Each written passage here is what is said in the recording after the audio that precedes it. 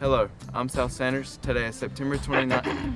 And I'm Ava Hildebrand. Today is September 29th, And this is WTHS News, and here are this week's top stories. the varsity softball team is returning from a very successful season, ending in a victory in the state championship game. Well, I did too. Let's go to them to see how they feel about their state title in their upcoming season.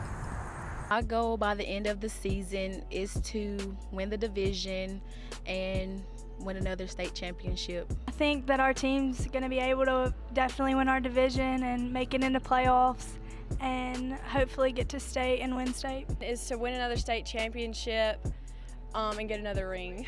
I enjoy fast pitch more because I feel like it's more competitive and you just get to do more things than you do in slow pitch. I like slow pitch better because it's more laid back and it's more about hitting home runs and just having fun.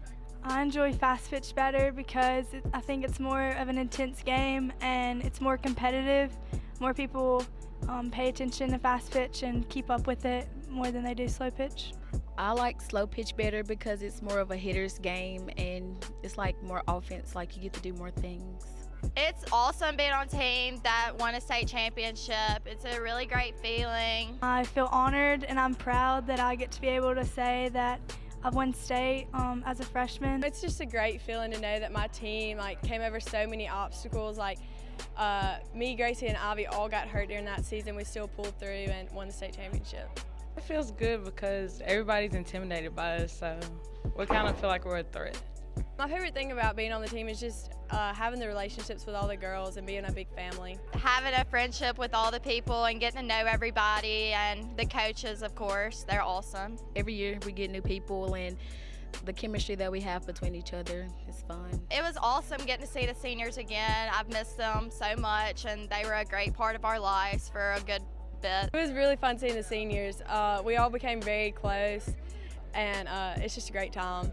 They were talking to me and telling me about how it'll ease up and stuff, so they kind of eased my mind a lot. It was an amazing feeling getting to receive the ring. I have it on right now. It's really nice and big. It has a blue T and it's silver, and on one side it'll have your position, and on the other side it has your last name. It was just a great feeling. It was exciting just to see how big the ring was and to know that it was a reward for all of our accomplishments. I went to see them play the other day. They're pretty cold. Speaking of cold, I cannot wait for the October weather. I know, I can definitely get more swagged out when the weather gets colder. Whatever, let's check in with Maddie and Olivia to see if South can get swagged out this upcoming week. Hey THS, I'm Olivia. And I'm Maddie, and we're your gossip girls, meteorologists for this week. Today we have a high of 82 and a low of 60 with no chance of rain. But we'll take a closer look on that in a minute. Anyways, finishing up the weekend, we have highs in the low 80s and lows in the low 60s with a slight chance of rain.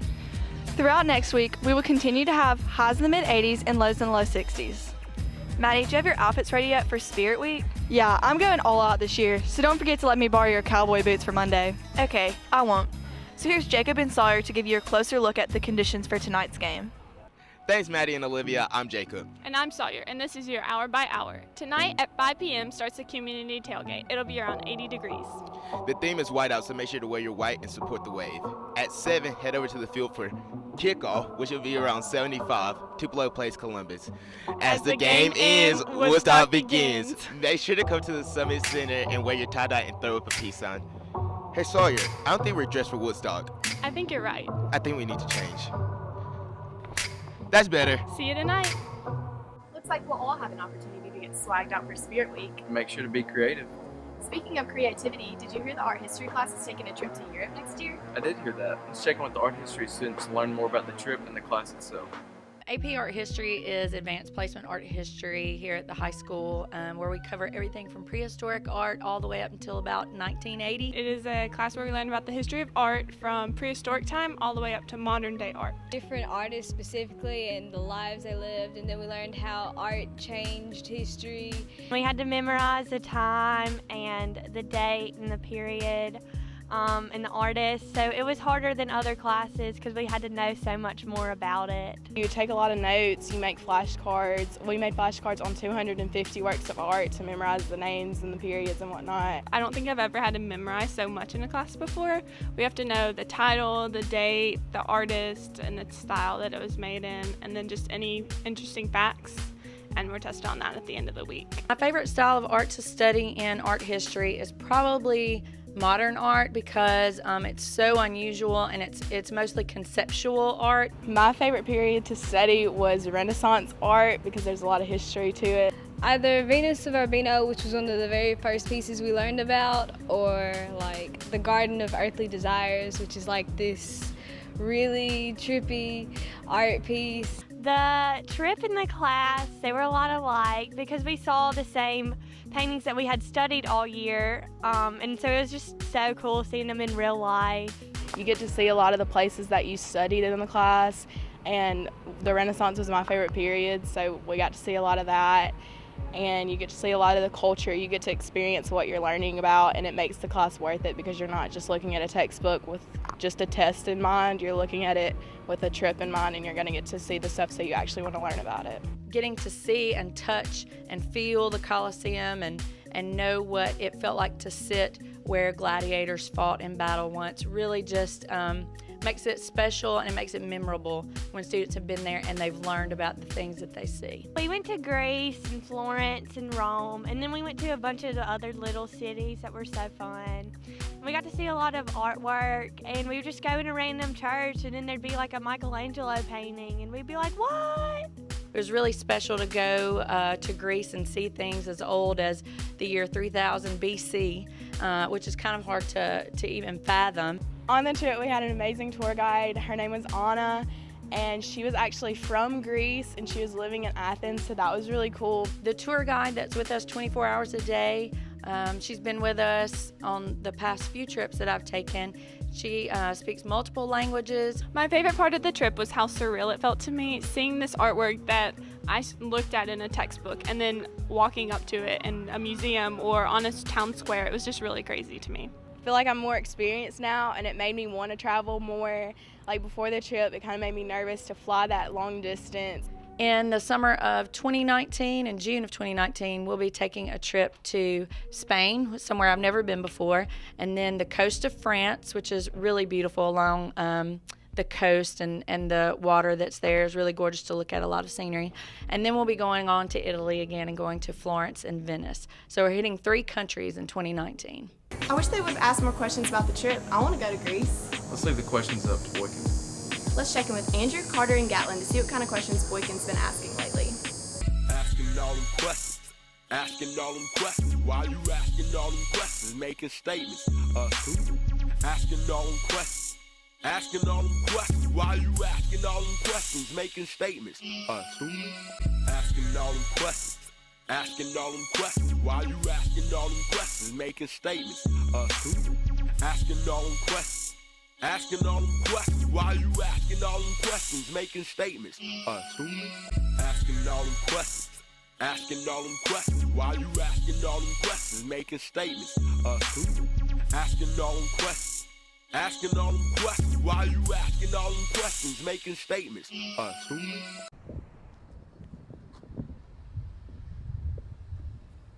Yeah, and then she told me she was playing the saxophone. She played the clarinet. Hey, it's Boykin. Hey, guys! Hey, what's up, Boykin? So are y'all like the Tupelo boys or something? Are you kidding me? He has to be. Does he not see the blue shirts with the yellow letters?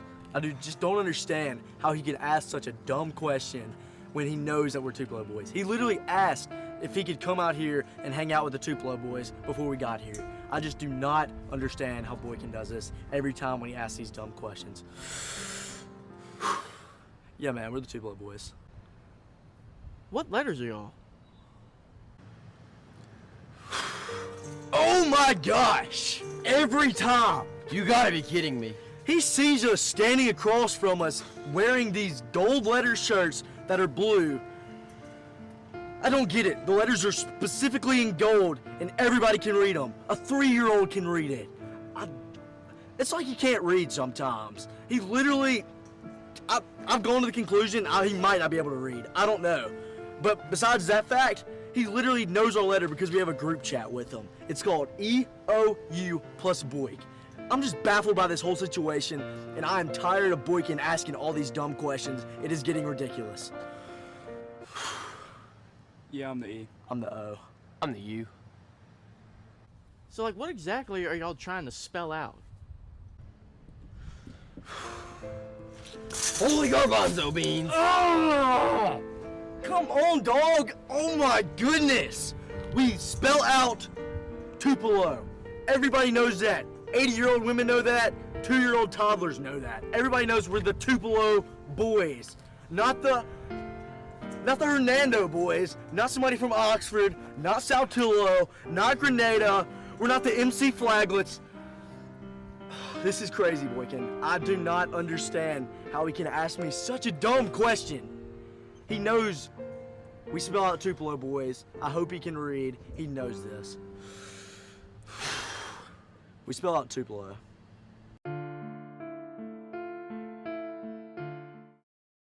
Thanks for tuning in to this week's edition of WTHS News. I'm Ava. And I'm South. So y'all just anchoring or something?